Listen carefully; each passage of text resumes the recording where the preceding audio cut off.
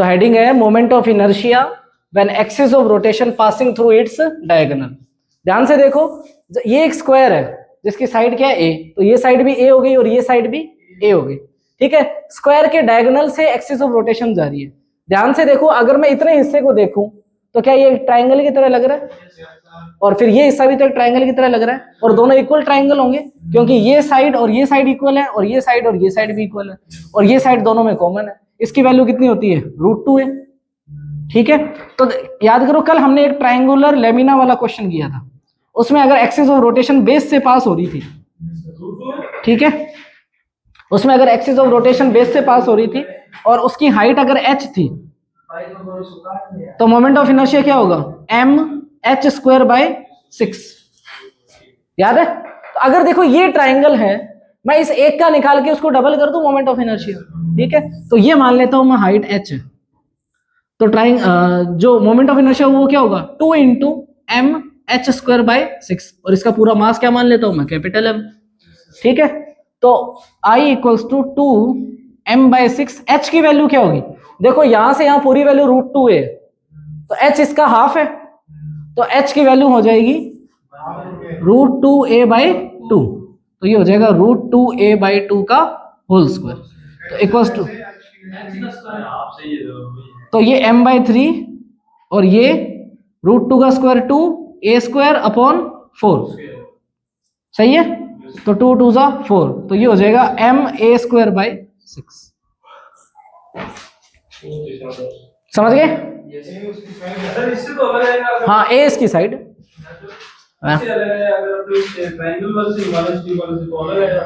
क्या क्या ट्राइंगल वाले से, किसका, एक ट्राइंगल का 12 कब है, कब कल mh²/6 निकाला था, निंदो में है तू।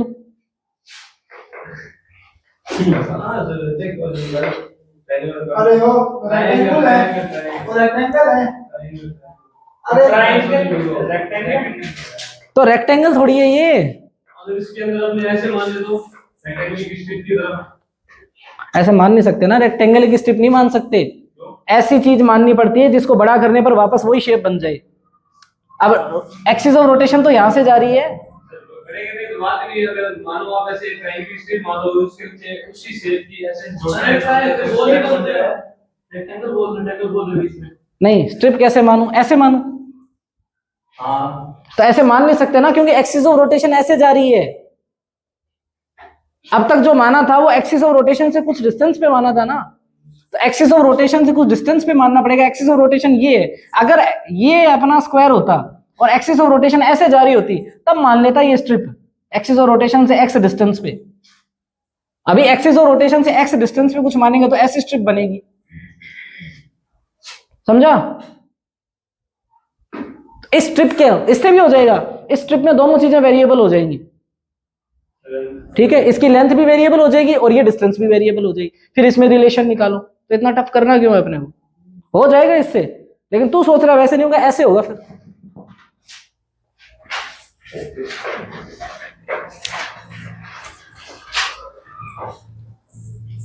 नोट कर लिया अभी, जल्दी करो।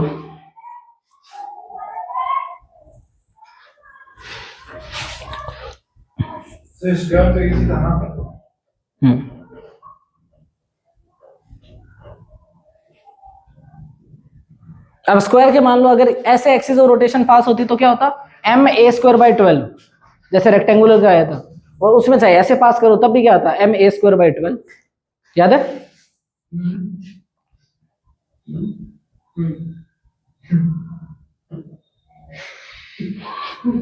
क्या हो रहा है,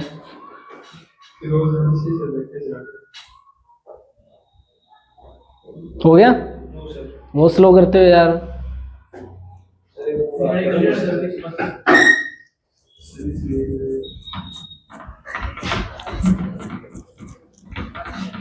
नेक्स्ट हेडिंग डालो, moment of inertia of hollow cylinder, moment of inertia of hollow cylinder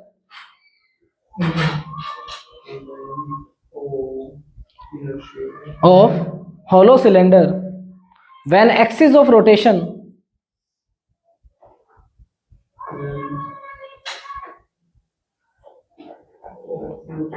passing through its center of mass,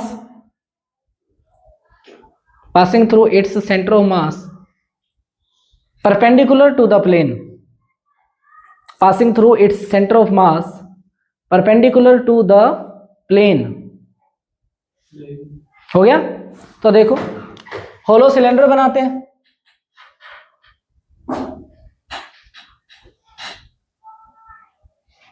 याद करो मैंने कल शॉर्टकट बताया था, क्या होगा? हाँ, तो फिर अगर इसकी रेडियस मान लो कैपिटल आर है तो ये रेडियस भी आर और ये रेडियस भी क्या हो जाएगी? आर ही हो जाएगी। तो मोमेंट ऑफ इनर्शिया कितना होगा? M r square. निकालेंगे कैसे? देखो सोल्व करने का तरीका क्या है, अगर डेरिवेशन करना हो, मान लो इसके अंदर हम एक छोटी रिंग मान लेंगे, ठीक है, जिसका पूरे सिलेंडर का मास क्या है? कैपिटल एम, और इस रिंग का मास क्या है? डीएम। सही है भाई, हॉलो सिलेंडर है ना, अंदर से तो खाली है, ठीक है, तो ऐसे एक रिंग बन गई, उस रिंग के ऊपर एक और रिंग रखते जाओ रखते जाओ रखते जाओ तो पूरा सिलेंडर बन जाएगा, ठीक है। तो मैं क्या करूंगा, इस रिंग का जो मोमेंट ऑफ इनर्शिया है, देखो कंप्लीट सिलेंडर का मोमेंट ऑफ इनर्शिया मैं आई से लिखूंगा, तो इस रिंग का मोमेंट ऑफ इनर्शिया मैं डी आई से लिखूंगा, क्योंकि छोटी सी रिंग है तो छोटा सा मोमेंट ऑफ इनर्शिया होगा। तो डी आई इक्वल्स टू, इसका मास कितना है? डीएम, और इसकी डिस्टेंस कितनी है? कैपिटल आर ही है, तो डीएम इंटू आर स्क्वायर। फिर इसका क्या कर देंगे? इंटीग्रेशन। तो डी आई का इंटीग्रेशन क्या हो जाएगा? आई, और कैपिटल आर स्क्वायर ये तो कांस्टेंट है, क्योंकि इसके अंदर तो मास है नहीं जो आर बार बार बदलेगा, तो आर स्क्वायर तो बाहर आ गया, और डीएम का हो जाएगा इंटीग्रेशन। तो मास कम से कम कितना? 0, और ज्यादा से ज्यादा कितना? Capital m. तो आई इक्वल्स टू क्या हो गया? M r square. सही है, करते जाओ, ये तो पहले ही बता दिए थे, बस थोड़ा सा अगर ऐसे लिखने हो तो तुम ऐसे भी कर सकते हो। सेंटर मास ऐसे जाएगा तो एम आर स्क्वायर बाई 2 हो जाएगा, क्योंकि डिस्क के रिंग के डायमेट्रिकली तो जाएगा, अगर जो एक्सिस रोटेशन वो ऐसे जा रही है तब क्या हो जाएगा? M r square by 2। जो रिंग का होता है वो इसका हो जाएगा।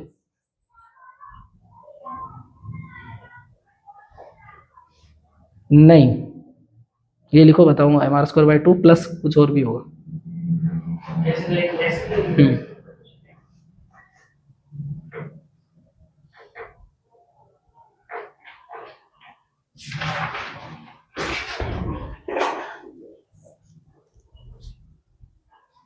हो गया?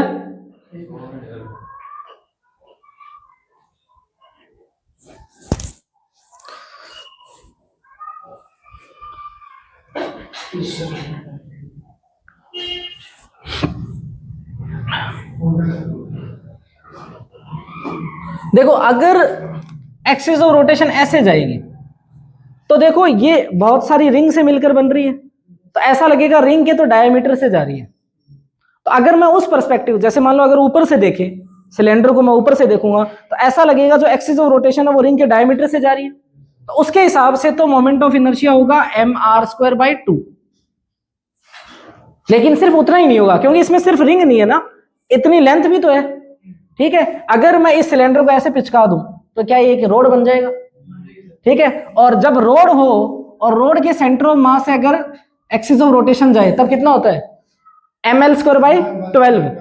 अगर इसकी हाइट मान लो एच एल जो भी है, ठीक है, जैसे इसकी लेंथ है वैसे इसकी हाइट हो गई, तब प्लस एक और हो जाएगा एम एच स्क्वायर। ये एल मानोगे तो एल स्क्वायर लिख देना, एच मानोगे तो एच स्क्वायर अपॉन 12, ये भी होगा साथ, क्योंकि ये तो सिर्फ रिंग का था, ये सिर्फ रिंग नहीं है ना, ये सिलेंडर, इसकी लेंथ भी तो है, तो वो चीज भी प्लस में आएगी। तो लेकिन सर रोड को क्या नाम होना चाहिए, तो सोलो है इसको खिसकाएंगे तो ये रोड बना पड़ेगी। रोड 1 डायमेंशन होती है, रोड की थिकनेस तो नहीं होती, रोड की थिकनेस तो नहीं होती ना जो हमने रोड करी थी, ठीक है। तो फिर होलो हो या ना हो उससे क्या फर्क पड़ता है? 1 डायमेंशन ऑब्जेक्ट समझ ले, उस पर्सपेक्टिव से देखेगा। जैसे जब हम ऊपर से देख रहे थे तो हमें सिर्फ रिंग दिखाई दी, हमें पता ही नहीं नीचे पूरा सिलेंडर है। तो जब हम बाहर से देखेंगे, एक अगर मेरे को ये लाइन देखनी है तो ये रोड की तरह ही तो है, ये लाइन जिसके सेंटर से निकल रहा है, जैसे रेक्टेंगल में किया था, ठीक है। तो वो तो इतना बड़ा था रेक्टेंगल, इतना चौड़ाई थी ना उसकी, लेकिन फिर भी उसका आया कितना? वही एम एल स्क्वायर बाई 12 भी आया, उससे फर्क ही नहीं पड़ता। वो तो जितना मास अगर कम या ज्यादा है तो वो मास उतना ही तो लिखा जाएगा, लेंथ पे क्या फर्क पड़ा। अगर होलो है तो मास कम हो जाएगा, वो मास यहाँ पे उतना लिख देंगे, आंसर तो वही आएगा। समझ गए? तो ये भी नोट कर लो अपने हिसाब से। डायग्राम में ऐसे एक्सिस ऑफ रोटेशन दिखा दो और इसके लिए आई की वैल्यू लिख दो mr²/2 प्लस mh²/12।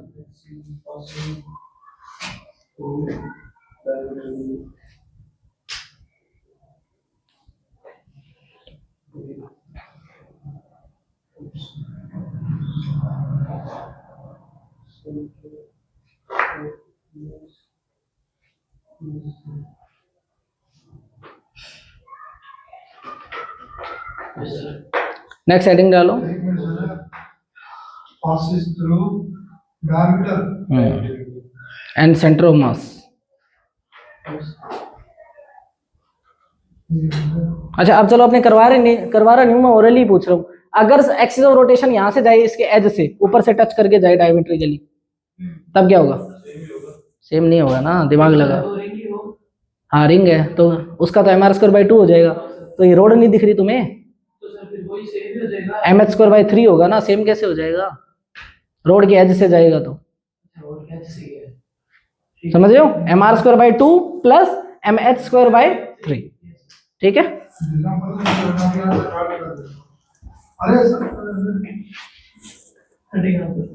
अरे ये तो हो ही गया था।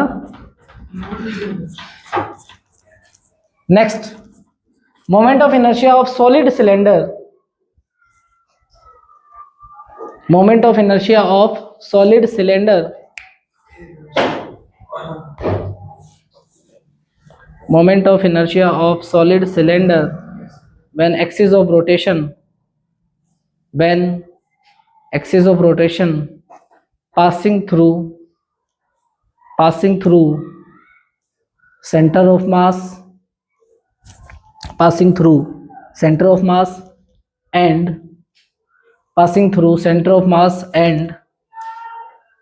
perpendicular to the plane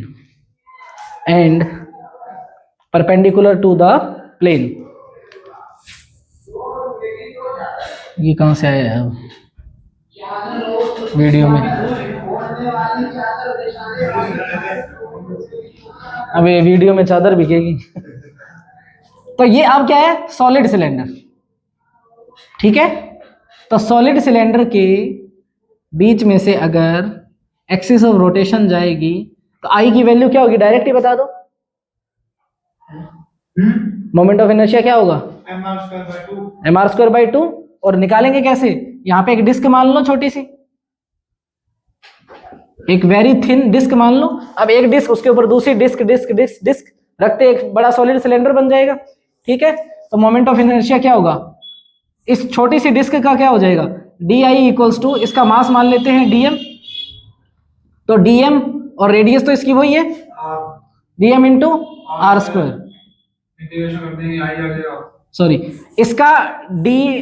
इसका मोमेंट ऑफ इनर्शिया डिस्क का क्या होता है? m × r²/2 होता है ना, तो dm × r²/2 लिखूंगा यहाँ पर, छोटी सी वाली डिस्क का। तो di का क्या हो जाएगा? I, dm का क्या हो जाएगा? Capital M, r²/2। अरे ये समझ में आया ना भाई? एक डिस्क है, तुम इस सिलेंडर को भूल जाओ, एक डिस्क रख दो यहाँ पे, ये रही एक डिस्क। इस डिस्क के अगर सेंटर से कोई एक्सिस जा रही है तो उसका क्या होता है? mr²/2 ही तो होता है। लेकिन इस डिस्क का मास क्या है? dm है, तो dm × r²/2 लिख दिया मैंने, ठीक है फिरोज? हाँ, क्योंकि वो रिंग थी, तो रिंग का होता है m × r²। तो यहाँ उस रिंग का मास था dm, तो मैंने लिख दिया dm × r²। इस डिस्क का मास है dm, तो मैंने लिख दिया dm × r²/2। क्योंकि डिस्क है ना।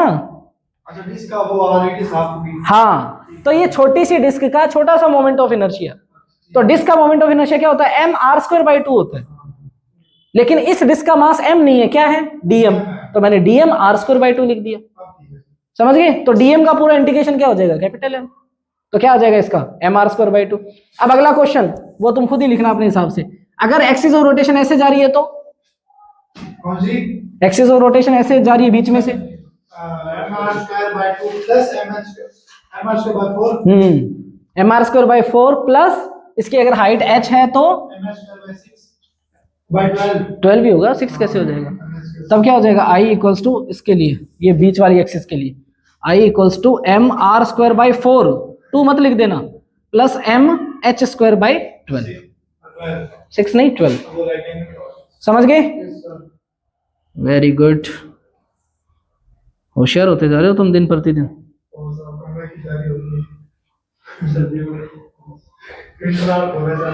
है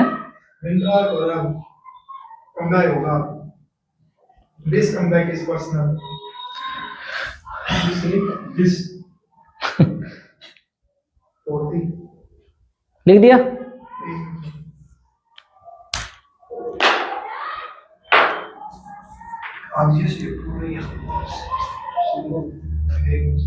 थोड़ा सा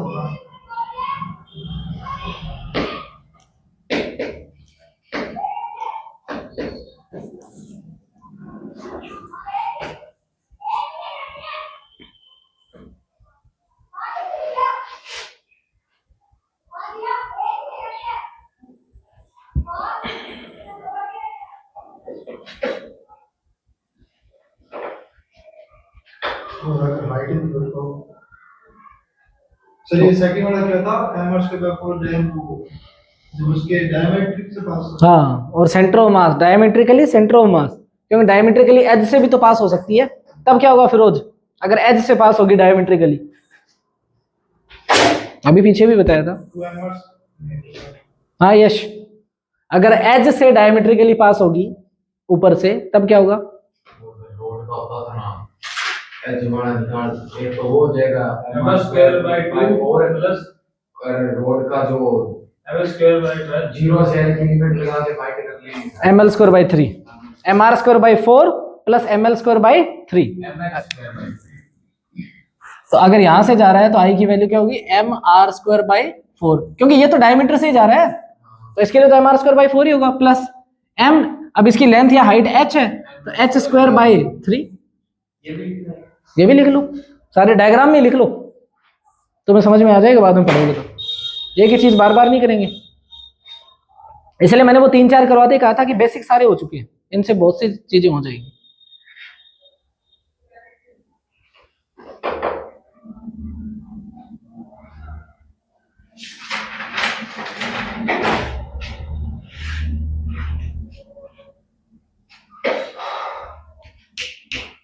हो गया भाई?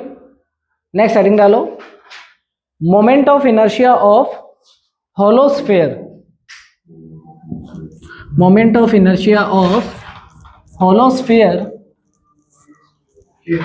when axis of rotation, holosphere when axis of rotation, when axis of rotation passing through center of mass, passing through its center of mass and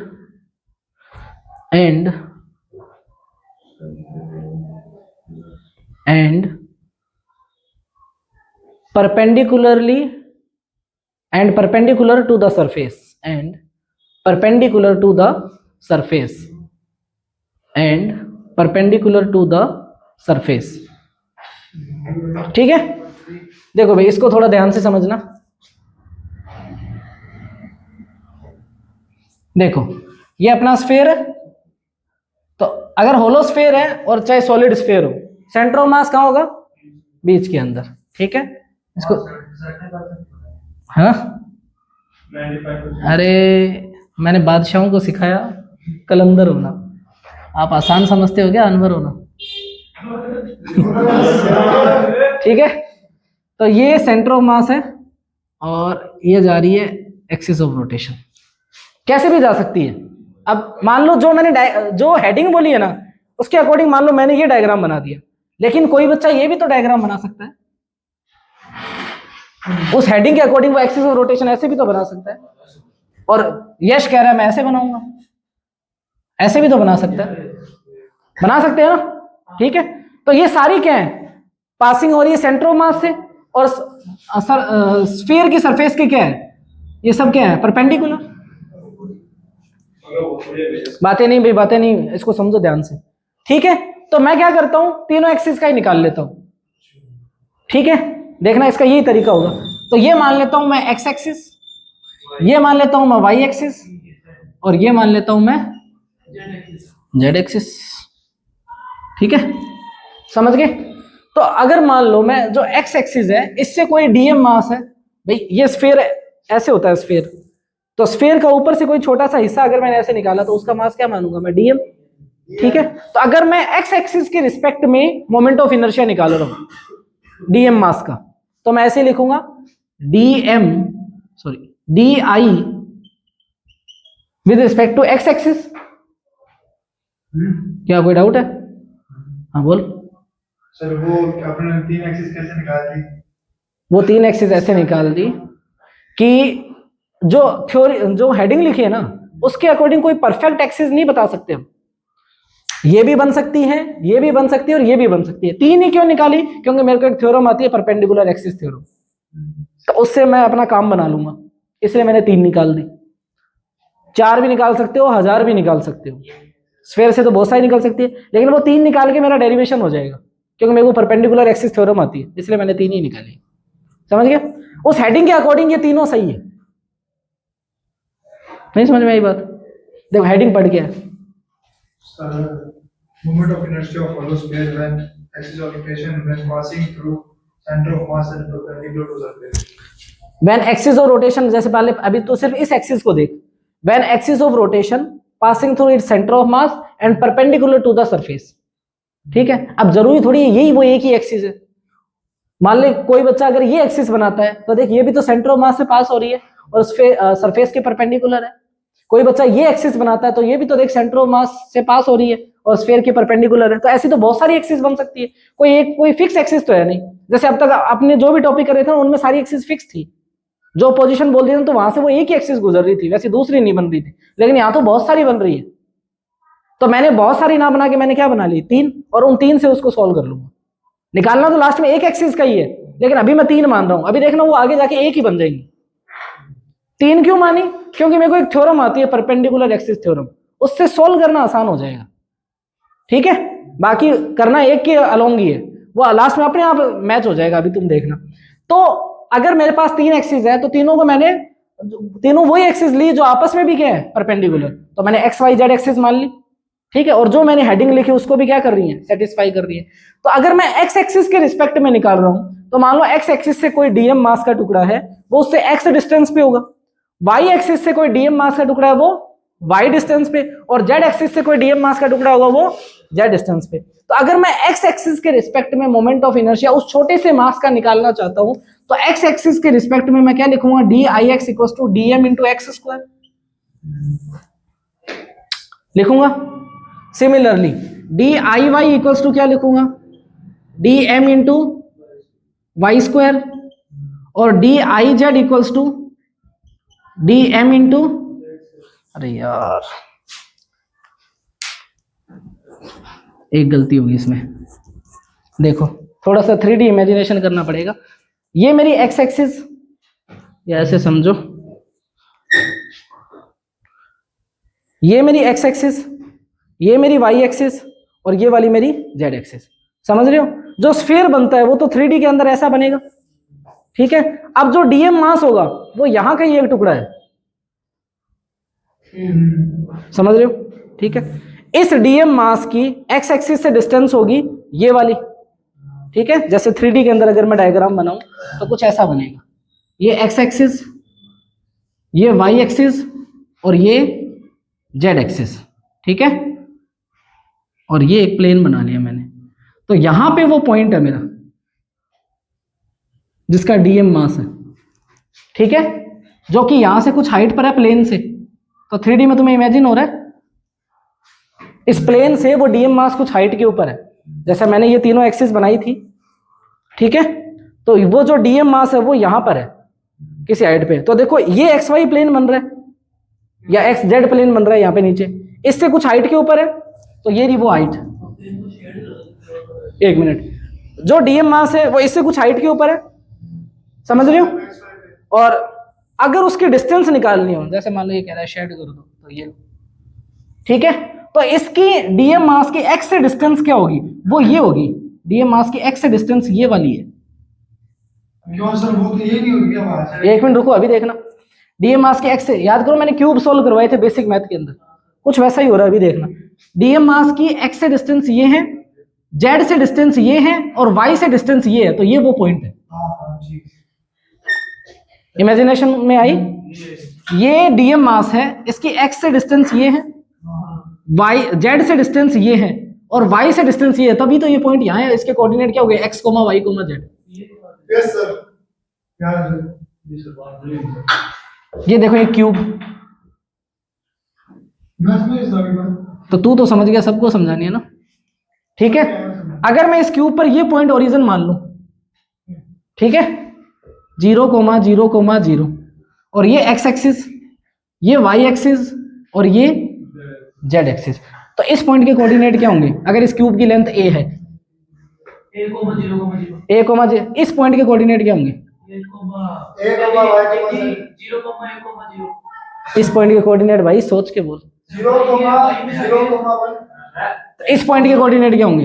एक मिनट गगन, इसके क्या होंगे? 0,a,0 और इसके? a,a,0 x और y दोनों में आएगा। तो फिर इसके क्या होंगे? इसके क्या होंगे फिर? इसके होंगे a,a,0, इसका होगा a,a,a। क्यों सर? हाँ इसका a, a, तो मैं तीनों है ना ये? क्यों वो तीनों एक्सिस में है, एक्स वाई में तो ये है, ये वाला एक्स वाई के अंदर है, ये वाला तो बाहर है, प्लेन के बाहर है ये। तो इसका कोऑर्डिनेट क्या? X comma y comma z, तीनों, या a,a,a, तो वैसा ही ये पॉइंट है, समझ रहे हो? हाँ, तो वैसा ये पॉइंट है। तो जब मैं एक्स एक्सिस की बात करूंगा ना, एक्स एक्सिस की, तो एक्स डिस्टेंस तो यही होगी, यहां से यहां वाली। यस सर, बड़ा वैसे मैं तो मेरे को याद है, पता है मेरे को। जब अब आगे की बात कर रहा हूं मैं, जो यहां करूंगा, अभी थोड़ी सी गलती होगी थी। हाँ सही है, लेकिन अब आगे की बात करें, अब ध्यान रखना, क्योंकि अब तुम थोड़ा सा पजल होगी। अगर मैं एक्स एक्सिस की बात कर रहा हूं, तो ये एक्स डिस्टेंस होगी ना, ठीक है। तो अगर पार्टिकल एक्स एक्सिस पर ही बात कर रहे हैं, तो एक्स एक्सिस से डिस्टेंस तो 0 हो गई पार्टिकल की, अगर मैं एक्स एक्सिस पर ही बात कर रहा हूं तो उस पार्टिकल की जब एक्स एक्सिस से बात करेंगे तो दो ही डिस्टेंस होगी, वाई और जेड एक्सिस में, क्योंकि एक्स पे तो अगर पार्टिकल खुद आ गया तो डिस्टेंस क्या हो जाएगी? 0 हो जाएगी, समझ रहे? तो डी आई एक्स क्या होगा? 0, एक्स में 0 है, वाई और जेड में 0 नहीं है, तो dm into Y square plus dm into z square. ये बात समझ में आएगी? शुक्र है। तो फिर सिमिलरली डी आई वाई भी लिख सकता हूं और डी आई जेड भी लिख सकता हूं। अब अगर x में x 0 था तो y में y 0 और z में z, तो dm into X square plus dm into, और यहाँ क्या होगा? वाह क्या बात है, होशियार हो गए बच्चे, ठीक है। तो ये तीनों एक्सिस के अबाउट छोटे छोटे मोमेंट ऑफ इनर्शिया निकल आए, लेकिन मेरे को छोटे छोटे नहीं चाहिए, मेरे को क्या चाहिए? पूरा मोमेंट ऑफ इनर्शिया चाहिए पूरी बॉडी का। तो मैं क्या कर देता हूँ, तीनों को सम कर देता हूँ, ठीक है। ये इक्वेशन 1, ये इक्वेशन 2, ये इक्वेशन 3। ये डायग्राम काम करनी है, बस एक्सप्लेन करने के लिए था, ये नहीं बनाना आपने, ठीक है। तो अब क्या करेंगे, तीनों इक्वेशन 1 प्लस 2 प्लस 3, तो d I x plus d I y plus d I z, क्योंकि मेरे को पूरी 3D बॉडी का निकालना है ना, सिर्फ किसी एक एक्सिस में नहीं निकालना। तो तीनों एक्सिस का सम कर दिया तो पूरा 3D का आ जाएगा, ठीक है। तो इक्वल्स टू क्या हो जाएगा? डी, अरे ये सम करने हैं, 0 कैसे हो जाएगा? Dm y square plus dm z square plus dm x square plus dm z square plus dm x square plus dm y square. सारे दो हो गए। हाँ डीएम कॉमन ले लो, 2dm कॉमन ले लो सर। अरे इतना ही मत बोल भाई, दोबारा फिर पूरा एक्सप्लेन करना। डीएम कॉमन ले लिया, अंदर क्या बचा? Y square plus z square plus x square plus z square plus x square plus y square. देख 2 एक्स स्क्वायर हैं, 2 जेड स्क्वायर हैं और 2 ही वाई स्क्वायर, दोनों जोड़ दूं, ठीक है। तो d m two x square plus 2y square plus 2z, ये पास पास लिख दिए। अब इन तीनों से 2 कॉमन आ गया, तो बाहर क्या आ जाएगा, 2dm, अंदर क्या बचा, x square plus y square plus z square, ठीक है। और ये d I x plus d I y plus d I z. अब एक बात बताओ, यहां तक कोई दिक्कत नहीं है। अब एक बात बताओ, एक्स वाई जेड एक्सिस ये तो हम इंसानों की बनाई हुई है, ये तो हम इंसानों ने एक्सिस को डिवाइड कर दिया, वरना ये तो बेचारी एक ही थी। किसने कहा इसी को एक्स बोलो, ये कहे मुझे वाई बोलो तो क्या दिक्कत है, ये कहे मुझे जेड बोलो तो क्या दिक्कत है। तो क्यों तीनों के अलग अलग नाम लिखो, तीनों के सेम ही कर दो, तीनों डी आई लिख दे, एक ही तो बात है। समझ रहे हो, नहीं समझ रहा फिरोज, देख, अरे भेदभाव खत्म कर रहा हूं। देख ये स्फीयर है, मैंने ये एक्सिस निकाली, तो ये एक्सिस क्या कर रही है, आधा स्फीयर ऊपर और आधा स्फीयर नीचे। अब थोड़ा साइंटिफिक लैंग्वेज में बात करते हैं, ये पूरा स्फीयर है, बीच में से एक्सिस जा रही है, तो इसके आधा स्फीयर ऊपर और आधा स्फीयर नीचे। तो एक्स एक्सिस क्या कर रही है, स्फीयर को 2 भागों में डिवाइड कर रही है, भूल जाओ उसको। ये स्फीयर बीच में से वाई एक्सिस जा रही है, ये क्या कर रही है, आधा स्फीयर इधर और आधा स्फीयर इधर, ये भी तो एक्सिस स्फीयर को 2 भागों में डिवाइड करे, तो दोनों एक जैसा ही तो काम कर रही है। ऐसे ही जो जेड एक्सिस वो ऐसे जाएगी, तो वो भी तो आधा स्फीयर ऊपर आधा नीचे, 2 भागों में डिवाइड, तो तीनों एक्सिस सेम ही है, हम उनको एक्स वाई जेड बोल रहे हैं। तो मैं क्या बोल सकता हूं, बस हाँ बेटा, उसको मन कर रही है, वो पीछे भी तो होगी यार, तो छोड़ के देख आप तू आगे जाओ तो पीछे भी जाओगे।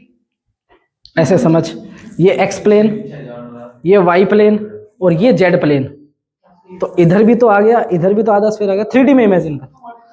अरे इधर देखो भाई, तो तीनों एक्सिस बराबर है, तो क्या मैं डी आई एक्स को डी आई वाई के इक्वल बोल सकता हूँ, और क्या मैं डी आई वाई को डी आई जेड के इक्वल बोल सकता हूँ, और इन तीनों को एक ही नाम देता हूँ डी आई, यानी कि d I x d I y d I z की जगह डी आई लिख दूं, तो d I plus d I equals to 2dm x square plus y square plus z square. समझ गए, तो ये क्या हो गया, 3di equals to 2dm x square y square plus z square. तो ये डी आई इक्वल्स टू क्या हो गया, 2/3 dm x square plus y square plus z square. देखो स्फीयर कैसा था, होलो स्फीयर था, तो जो डीएम मास है वो स्फीयर की सरफेस पर ही होगा, और सरफेस से सेंटर तक की डिस्टेंस क्या होती है, रेडियस, और इस पॉइंट की कोऑर्डिनेट ही तो मैं x, y, z बोल रहा था। और अगर इसके मेरे को वेक्टर फॉर्म में लिखना हो, इसका पोजीशन वेक्टर, तो ऐसे तो लिखूंगा r vector equals to xi cap plus yj cap plus zk cap. तो r वेक्टर का मैग्नीट्यूड क्या होगा, x का स्क्वायर, या r वेक्टर के मैग्नीट्यूड का स्क्वायर लिख देता हूं इधर, तो x square plus y square plus, यानी कि x square plus y square plus z square की जगह r स्क्वायर लिख सकता हूं। तो d I equals to 2/3 dm into are square. अब कर देंगे इंटीग्रेशन, तो डी आई का इंटीग्रेशन क्या हो जाएगा i, और डीएम का इंटीग्रेशन क्या हो जाएगा m, पूरा कैपिटल मास m। तो मोमेंट ऑफ इनर्शिया आ गया 2/3 m r स्क्वायर। अब कई जगह अगर रेडियस कैपिटल R लिखिए तो कैपिटल R लिख दो, कोई फर्क नहीं पड़ता है, ठीक है। तो ये आंसर है।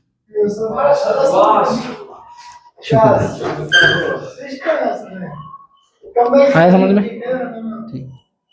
अब देखो कितने टॉपिक काम आ गए इसमें, कहाँ वेक्टर आ गया, कहाँ 3D आ गया, और ये तो होलो है, सॉलिड तो बाकी है।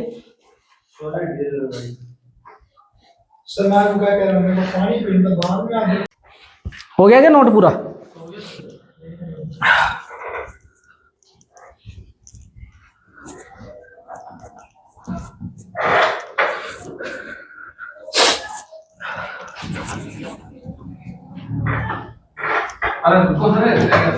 अगमन, बस इसके आगे एम आर स्क्वायर ही लिखना है, डीएम का एम हो जाएगा।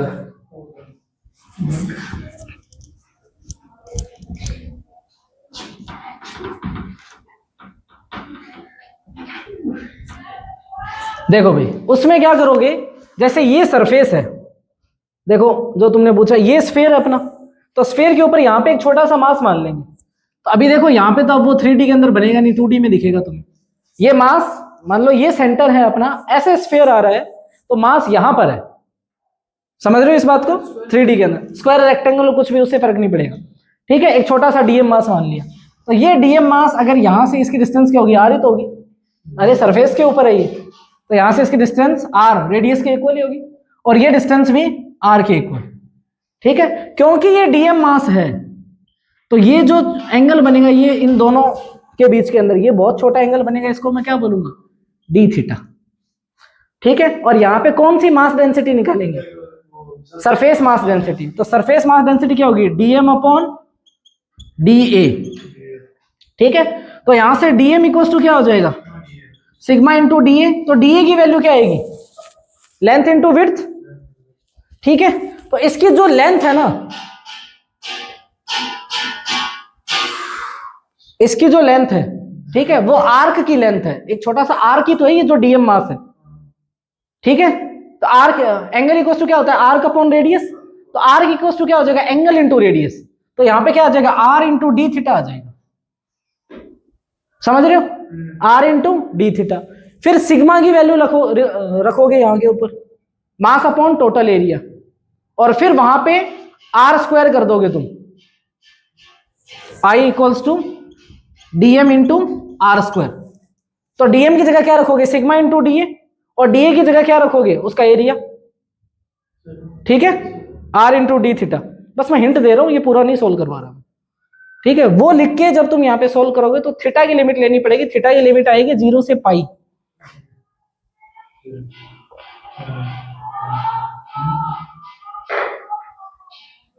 फिर कभी बताएंगे ये, ठीक है।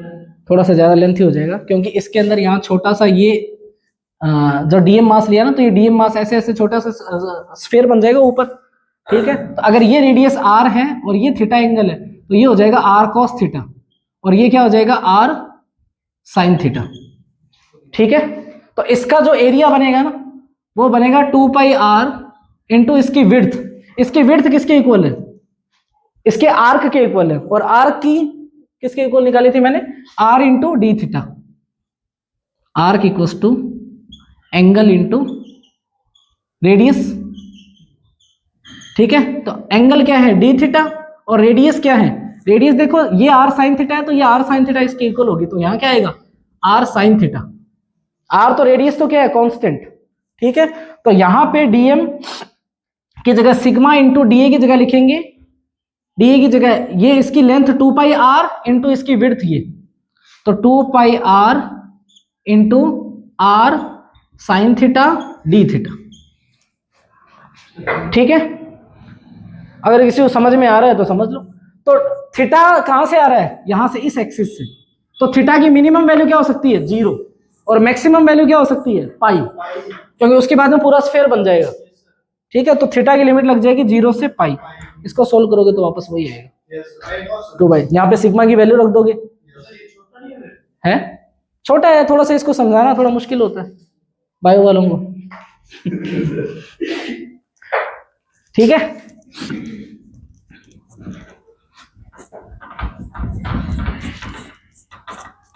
अब हो गया है ये टॉपिक, अभी सॉलिड स्फीयर है, नेक्स्ट हेडिंग डालो। इसके बाद हो जाएगा, उसके बाद में उस टेबल में कौन भी है क्या, चलो मैं देखूंगा, पहले सॉलिड स्फीयर तो लिखो।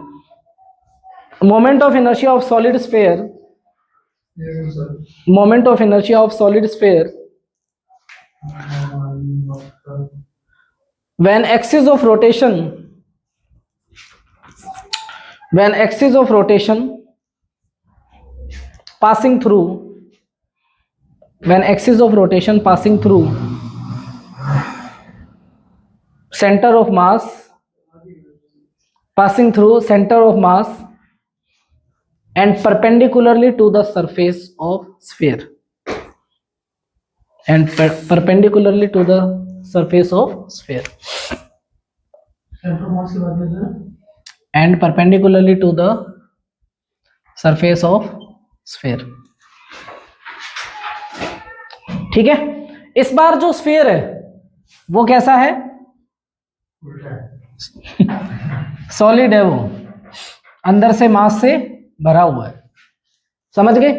तो सॉलिड स्फीयर है, इसमें डीएम मास क्या माने, होलोस्फीयर।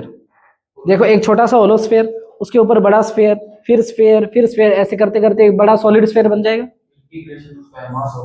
हाँ हाँ फिरोज, सॉलिड स्फीयर है मतलब अंदर से पूरा मास से भरा हुआ है, तो एक छोटा सा मैंने होलोस्फीयर माना, उसके ऊपर एक और होलोस्फीयर चढ़ा दिया, उसके ऊपर एक और, ऐसे करते करते करते जाएंगे तो पूरा बड़ा सॉलिड स्फीयर बन जाएगा। ठीक है, तो इसके अंदर अब देखो 3D में तो इसको दिखा नहीं सकते, 2D में ऐसे देख लो कि अगर मैं टॉप व्यू से देखूं, ठीक है, तो इसके अंदर एक R रेडियस पर जाकर dr थिकनेस का मैंने क्या मान लिया, सॉलिड स्फीयर, सॉरी होलोस्फीयर।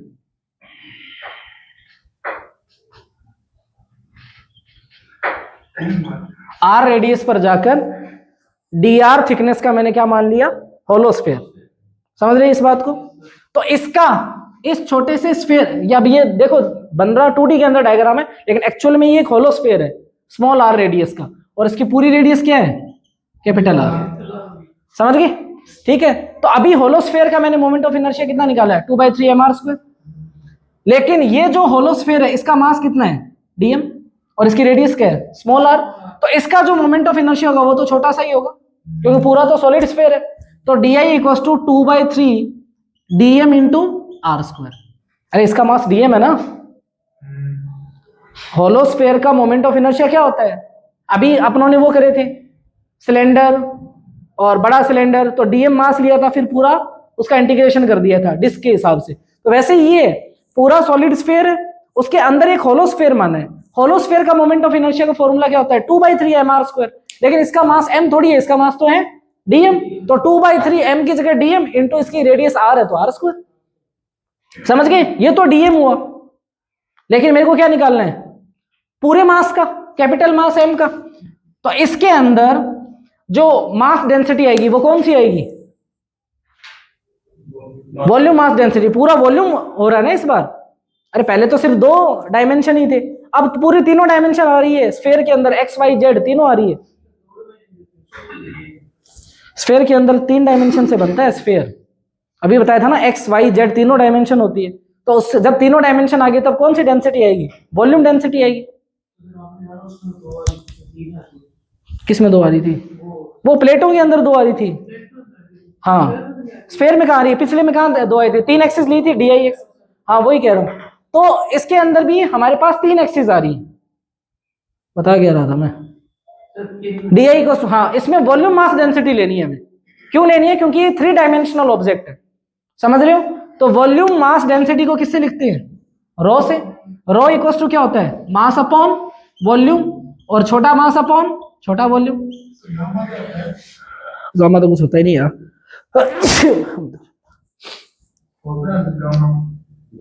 यहाँ कहाँ बताया है, लैम्डा सिग्मा और रो ही तो बताइए। अब गामा अलग अलग जगह अलग अलग सिंबल यूज होते हैं, एक गामा रेडिएशन भी होती है, एक गामा अभी तुम्हारे इलास्टिसिटी के अंदर भी आएगा। अब तुम कौन सा गामा पूछ रहे हो, ठीक है, तो वो अलग अलग जगह यूज करते हैं। ठीक है, अब जैसे यहाँ पे तो सिग्मा को बता दिया मास डेंसिटी, 12th क्लास में सिग्मा को बता देंगे चार्ज डेंसिटी, वो बिल्कुल अलग हो जाएगा, मास जैसा कुछ है ही नहीं उसके अंदर। ठीक है, वो सिंबल है ये सब, सिर्फ गामा वगैरह ये सब क्या है, सिंबल है। अलग अलग जगह कुछ डेफिनेट जगह हमने यूज करे। तो अभी देखो मेरे को डीएम की वैल्यू निकालनी है, तो डीएम इक्वल टू क्या हो जाएगा, रो इंटू डीवी। अब इस जो होलोस्फीयर माना है इसका वॉल्यूम क्या होगा, डीवी। वॉल्यूम बता दो, मजा ही आ जाए। 4.3 पाई स्मॉल r क्यूब, ठीक है, 4/3 पाई r क्यूब। लेकिन इसके पास थिकनेस भी तो है बेटा, तो प्लस कर देंगे, प्लस dr कर देंगे। इसका वॉल्यूम आएगा इसका एरिया इंटू इसकी विड्थ, क्योंकि ये सिर्फ एक सरफेस नहीं है, ये एक थिकनेस वाली सरफेस है। अगर तू 4/3 पाई r क्यूब बोलता है ना, तो 4/3 पाई r क्यूब वो वॉल्यूम बताता है। जैसे मैंने एक स्फीयर बनाया, उस स्फीयर के अंदर मान लो मैं कितना पानी भर सकता हूं, वो उसका वॉल्यूम है। ऐसे समझा होगा तुमने 10th क्लास के अंदर, समझ रहे हो। लेकिन मैं अभी होलोस्फीयर का वॉल्यूम निकाल रहा हूं, तो होलोस्फीयर का जो वॉल्यूम है वो होता है उसका CSA इंटू उसकी thickness, curve surface area into उसकी थिकनेस। तो कर्व सरफेस एरिया क्या होता है, 4 पाई r²। इनटू उसका dr। समझ रहे हो उसका वॉल्यूम, उस होलो स्फीयर का वॉल्यूम निकाल रहे हैं हम। वो स्फीयर कितना वॉल्यूम कंटेन कर रहा है वो नहीं निकाल रहे, दोनों चीजों में फर्क है। यहाँ पे हम वॉल्यूम किसका निकाल रहे हैं, इस होलो स्फीयर का। इसका क्या होगा, इसका एरिया, देखो एरिया क्या होता है, लेंथ इंटू विड्थ, ठीक है। और वॉल्यूम क्या होता है, length into width into height. तो देखो एल इंटू बी की जगह मैं एरिया लिख सकता हूं, तो वॉल्यूम क्या हो गया, एरिया इंटू हाइट। यहां देखो इसका वॉल्यूम क्या होगा, इसका एरिया इंटू इसकी ये छोटी सी हाइट। इस होलो स्फीयर का वॉल्यूम क्या होगा, इसका एरिया इंटू इसकी ये हाइट, और ये हाइट क्या है, डी आर है। तो डीवी की जगह क्या आएगा, 4 pi are square into D R, 4 pi are square into D R, ठीक है। तो डी आई इक्वल्स टू, यहां पे क्या लिखूंगा मैं, rho into 4 pi are square into D R. समझ रहे हो, तो ये डीएम की जगह हम यहां पे रख देंगे, यहां पे। तो d I equals to 2/3 rho 4 pi are square, और एक आर स्क्वायर पहले से, तो आर स्क्वायर और इंटू ये डी आर। अरे लिख सकता हूं भाई, ठीक है। बस डीएम की वैल्यू रखी और कुछ नहीं किया, यहां पे डीएम की वैल्यू रखी, बाकी आर स्क्वायर एक पहले से था। समझ रहे हो इस बात को, ठीक है। तो d I equals to 2/3 rho 4 pi r की पावर 4 इंटू डी आर। सही है, कोई दिक्कत नहीं है इसके अंदर। अब इसका क्या करेंगे, इंटीग्रेशन। तो डी आई का तो इंटीग्रेशन आई हो जाएगा, यहां पे आर की लिमिट लगेगी क्योंकि वेरिएबल कौन है, डी आर है। तो आर की लिमिट, मिनिमम लिमिट क्या होगी और मैक्सिमम, इसकी पूरी कैपिटल आर, ठीक है। तो 0 से कैपिटल आर। तो डी आई का इंटीग्रेशन हो जाएगा आई इक्वल्स टू, जो जो कांस्टेंट है बाहर निकाल लो। 2/3 कांस्टेंट है, रो कांस्टेंट है, 4 पाई कांस्टेंट है, अंदर क्या बचेगा, 0 से आर, आर की पावर 4 इंटू डी आर। क्या मैं सही बोल रहा हूं, तो 2/3 रो इंटू 4 पाई, आर की पावर 4 का इंटीग्रेशन क्या होगा गगन, आर की पावर 4 का इंटीग्रेशन 5/5, तो आर की पावर 5/5, तो लिमिट क्या लग जाएगी, 0 से कैपिटल आर। तो I equals to 2/3 rho into 4 pi upon ये 5 भी आ जाएगा, बाहर निकाल लो इसको। अंदर क्या बचेगा, आर की पावर 5 माइनस 0 की पावर 5, तो 0 की पावर 5 तो 0 ही हो जाएगा। अब देखो मेरे को जो मोमेंट ऑफ इनर्शिया चाहिए वो इस फॉर्म में नहीं चाहिए, मेरे को चाहिए मास की फॉर्म में। तो रो की वैल्यू पुट कर दो, क्या बात है। तो I equals to 2/3 into 4 pi by 5, ये मैं अलग अलग ही क्यों लिख रहा हूं, अभी कट जाएंगे सारे, ठीक है। रो की वैल्यू मास, पूरा मास अपॉन पूरा वॉल्यूम। अब हम लिखेंगे पूरा वॉल्यूम जो तू पहले बोल रहा था, क्योंकि अब पूरा सरफेस का वॉल्यूम आ जाएगा, वो अंदर कितना वॉल्यूम कंटेन कर रहा है, तो वो क्या हो जाएगा 4/3 पाई आर क्यूब। तो यहाँ क्या हो जाएगा 4/3 pi capital r cube into r की पावर 5। देखो ये 3 से 3 कट गया, ये 4 पाई से 4 पाई कट गया, ठीक है। तो क्या बचा 2/5, और ये आर क्यूब से 5 पावर गई तो 2 बची, 5 में से 3 गए, तो 2/5 एम आर स्क्वायर। ये मोमेंट ऑफ इनर्शिया आएगा सॉलिड स्फीयर का। होलो स्फीयर का होता है 2/3 एम आर स्क्वायर, और सॉलिड स्फीयर का होता है 2/5 एम आर स्क्वायर। समझ में आई कहानी, हाँ शुक्र है, समझ तो आई तुम्हें।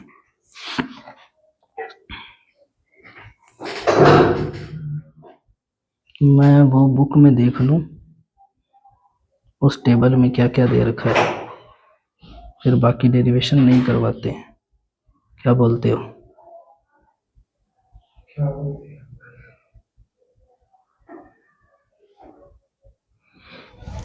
Solid sphere, solid cylinder, hollow cylinder, circular disc, disc, rod, ring, ring, ठीक है सारे करवा दिए मैंने, टेबल वाले सारे हो गए अपने। ठीक है बेटा जी, और तो और भी करने के इच्छुक हो गया, क्या सर कौन का बता दो, कौन का बता देंगे, तूने कह दिया तो। सिलेंडर तो बता दिया ना, होलो सॉलिड दोनों बता दिए।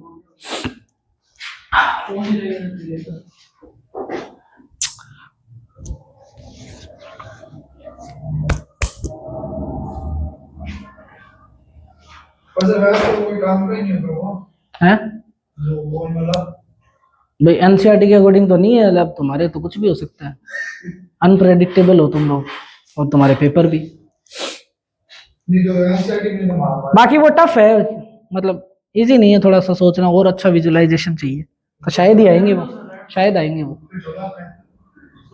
ये तो मत मारे नहीं कभी लड़की उड़ जाएगी सर, एक नंबर तो मिलेगा ही तो नहीं। आवे कौन और अभी बैठा है नहीं तो क्लियर को मार देगा।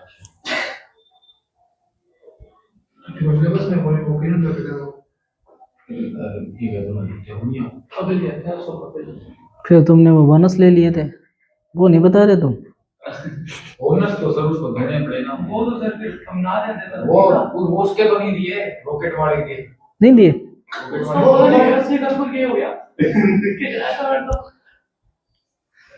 नोट कर लिया सारा? नहीं सर, उसको टाइम हो गया था तो चलो कोई नहीं, इसकी ही वो बात कर लेते, वो फिर तुम ही बताओ जिसने नोट कर लिया, कि अगर जो एक्सिस ऑफ रोटेशन है वो इसको ऐसे टेंजेंशियली टच करके जाएगी तब क्या होगा? 5 mr स्क्वायर हाँ प्लस क्या मल्टीप्लाई हाँ, plus plus 2 by parallel axis theorem use करनी है।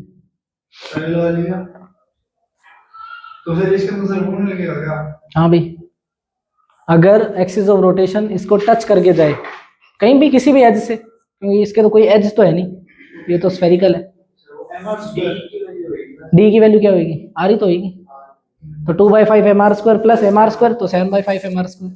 ऐसे अगर होलो होता तो 2/3 mr square plus mr square, तो 5/3 mr स्क्वायर। अभी निकलवाएंगे, टेंशन मत ले, डेराइव नहीं, बस वो हल्का सा वो ही। तो आएगा ही नहीं नहीं आ सकता है, वो तो कोई टफ चीज थोड़ी है, पैरेलल एक्सिस थ्योरम ही तो यूज करनी है। समान उसको डिराइव फिरोज नोट कर लिया? समझ आएगी कहानी? ऊपर करके बाद